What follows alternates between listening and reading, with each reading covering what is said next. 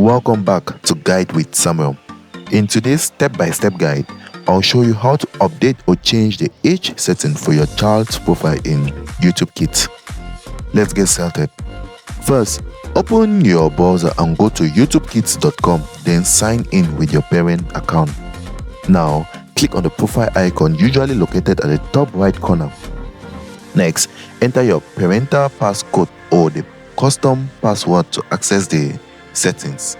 Once you are in, choose the child's profile you want to update. Now, it will ask you to verify your Google account password for more security. After entering it, click Next to continue.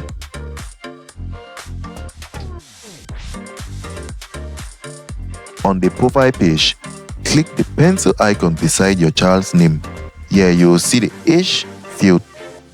Click it to adjust age as needed.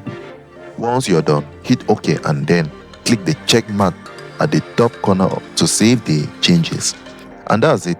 The age settings is now updated. Guys, if you found this helpful, don't forget to like and subscribe to Guide with Samuel for more helpful tutorials. Thanks for watching.